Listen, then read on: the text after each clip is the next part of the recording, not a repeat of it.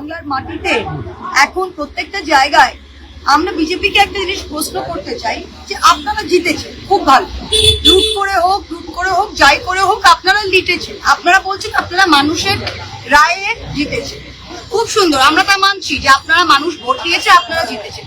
তা যদি মানুষ ভোট দিয়েছে আর আপনারা জিতেছেন, তা আপনাদের এত ভয় কিসে, এত ভয় কিসে? আর আপনাদের ক্যাডার কোথায়? আমি তো আপনাদের ক্যাডারকে কোথাও দেখছি না। আপনাদের কয়েকটা নেতা অতি উস্কানিমূলক মন্তব্য করছে আর বাকি পুরোটা আপনারা পুলিশ দিয়ে করছে। জেলার এসপি এখন জেলার ডিস্ট্রিক্ট প্রেসিডেন্ট। আমাকে যদি কেউ বলে যে কৃষ্ণগড়ের উত্তরের জেলা প্রেসিডেন্ট আমি তৃণমূল, এটা বিজেপির উত্তর এর কে জেলা প্রেসিডেন্ট আমি জানি না, কিন্তু কাজ এসপি করে দিচ্ছে। প্রত্যেকটা ব্লকে যদি তাদের ব্লক প্রেসিডেন্ট কে কিন্তু আমাদের জানা নেই, প্রত্যেকটা কাজ তাদের ওসি করে দিচ্ছে।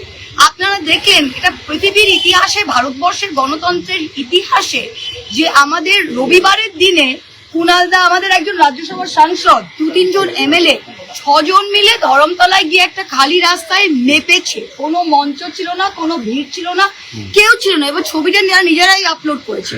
এখন সেটার ভিত্তিতে কগনিসেন্স নিয়ে তাদের নোটিশ দেওয়া হয়েছে, আইনি নোটিশ। এটা কোন অপরাধ আমরা জানতে চাই। আজকে কলকাতা পুলিশ কমিশনার 21শে জুলাই এত ভয় কি? আপনাদের যদি কোনো একটা ছোট্ট মিটিং আটকানো হতো, আপনারা হাইকোর্ট গিয়ে ওটা নিয়ে আসতেন, মনে আছে? আপনারা আজকে সারা মধ্য কলকাতায় 31শে আগস্ট না কত, বোধহয় 2 মাস আপনারা ব্ল্যাঙ্কেট 144 দ্বারা অর্ডার নিয়ে এসছেন। কিসের ভয় কেন? মধ্য কলকাতায় 5 জনের বেশি মিটিং করতে পারবে না, গণতান্ত্রিক অধিকার কোথায়?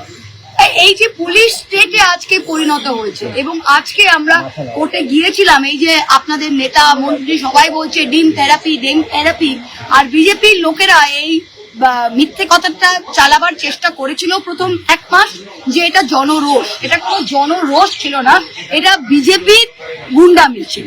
আর আজকে প্রত্যেকটা পুলিশ স্টেশনে গাইডলাইন দিতে বলেছে ডিজিপি, এটা চলতে পারে না। আর আগামী দিন এরা ভাবছি, দেখুন যখন এরা এখন নতুন এসেছেন তো খুব দাঁত দেখাচ্ছে।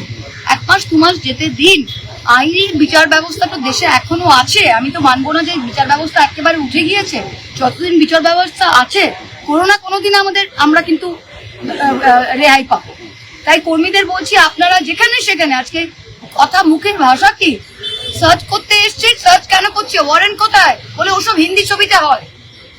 এসডিপিও তেওর তো আমাকে মুখের ওপর বলছে ওগুলো হিন্দি ছবিতে হয়, ওয়ারেন্ট নিয়ে সার্চ, আমরা এমনি সার্চ করি। কাউকে ডেকে নিয়ে যাচ্ছে পুলিশ স্টেশনে, কেন? বড়বাবুর সাথে কথা বলবে। বুঝতে পারেন ব্যাপারটা? এরকম পুলিশ স্টেট তো চলতে পারে না। বাংলার মানুষ যদি আদৌ তাদের ভোট দিয়ে থাকে, এটা নিশ্চয়ই এটা করার জন্য ভোট দেয় না।